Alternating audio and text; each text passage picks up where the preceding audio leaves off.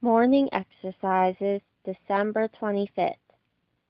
And it came to pass in those days that there went out a decree from Caesar Augustus that all the world should be taxed. And this taxing was first made when Cyrenius was governor of Syria. And all went to be taxed, every one into his own city. And Joseph also went up from Galilee, out of the city of Nazareth into Judea, unto the city of David, which is called Bethlehem, because he was of the house and lineage of David, to be taxed with Mary his espoused wife, being great with child. And so it was, that while they were there, the days were accomplished that she should be delivered. Luke 2:1-6. The birth of Christ is so wonderful and important that every circumstance attending it is worthy of our attention and capable of improvement. We are here informed of the time and the place. As to the time, it was under the reign of Augustus. Luke could not have distinguished it by a more illustrious mark than the name of a man, the greatest prince then in the world, as he governed the Roman Empire, which had extended itself over the largest and fairest portions of the inhabited earth. What is related indefinitely is liable to dispute and mistake, whereas particularity tends to gain credence, and renders falsehood easier to detection. Hence the evangelist mentions a remarkable fact attending the period. It came to pass in those days that there went out a decree from Caesar Augustus that all the world should be taxed, and adds, and this taxing was first made when Cyrenius was governor of Syria. Here, however, a difficulty occurs, which infidelity, always alive to the worst of causes, and feeling the paucity and poverty of its resources, has readily laid hold of.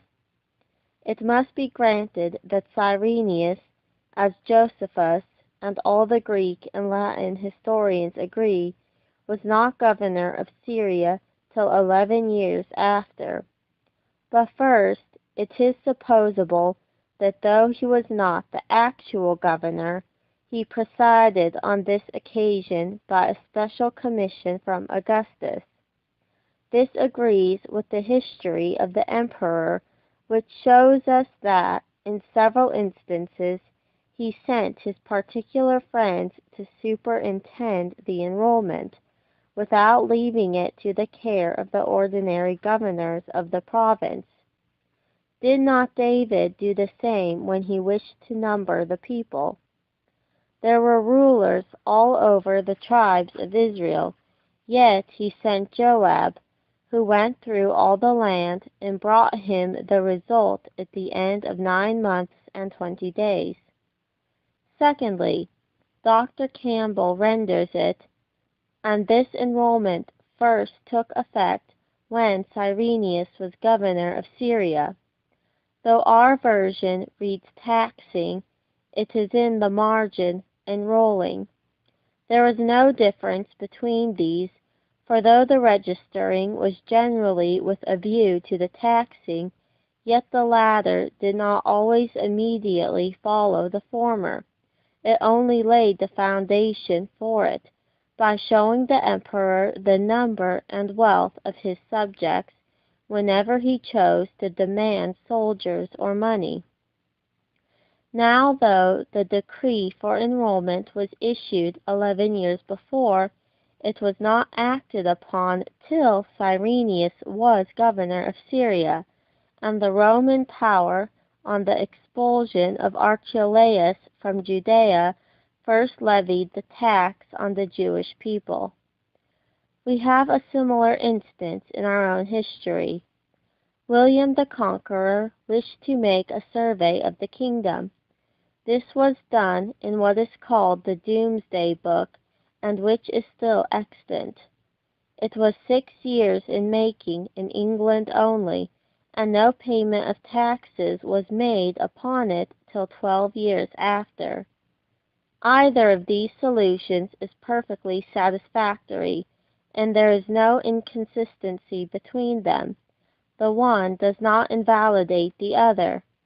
And when to this we add that the fact itself was notorious, and that Luke could not be deceived, and must have known that he could not be misunderstood at the time, we see another instance of the weakness of infidel objections. But Luke mentions this affair not only to authenticate the truth of his narrative, but to the Messiahship of Christ. His coming had not only been foretold, but the time of it. We allude to the prophetical declaration of the dying Jacob. When speaking of Judah, he said, "The scepter shall not depart from Judah, nor a lawgiver from between his feet, until Shiloh come, and unto him shall the gathering of the people be." That is, when he should come, the supreme power should be dislodged from their possession. And here we see the accomplishment of it, for the supreme power had now fallen into the hands of Herod the Idumean, who was exercising his vile tyranny under the favor of the Roman sovereign master of Syria and Palestine. The place was Bethlehem. It is called the city of David, because there David was born. But the word city, which the Jews use so differently from us, should not mislead us. It was only a small village, in which nothing had occurred to aggrandize it. Here he was brought forth, and not in Jerusalem, or Rome, or any other illustrious place. Was this to intimate that his kingdom was not of this world? What cannot ennoble greatness, greatness can ennoble. How has the birthplace of the Mantuan bard been noticed? How many cities contended for the honor of Homer's birth?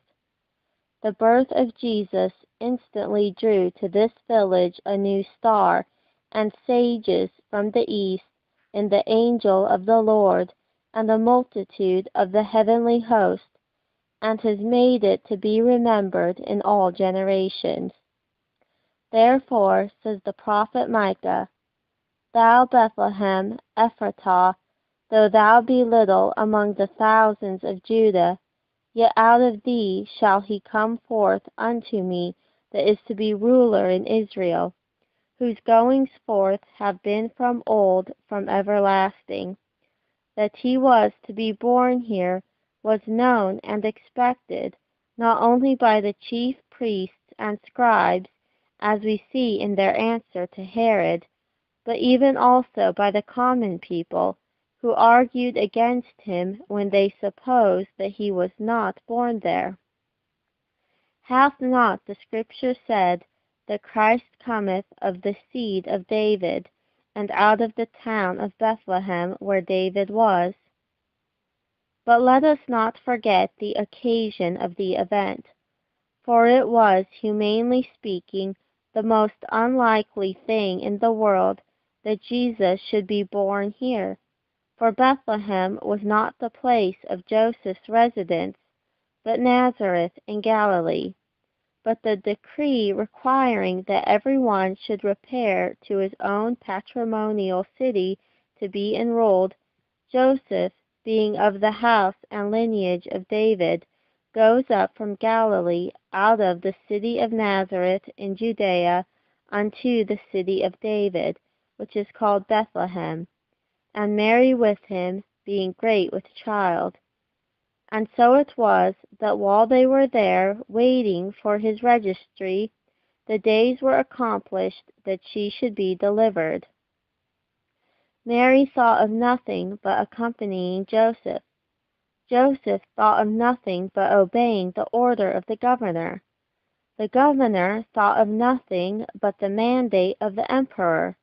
The emperor only obeyed his vanity and pride. And yet all these ignorantly but unitedly conduce to fulfill the determinate counsel and foreknowledge of God. How freely men can act, and yet how necessarily. How real and yet inexplicable is the concord between human liberty and the certainty of events. What is contingent where divine veracity is concerned?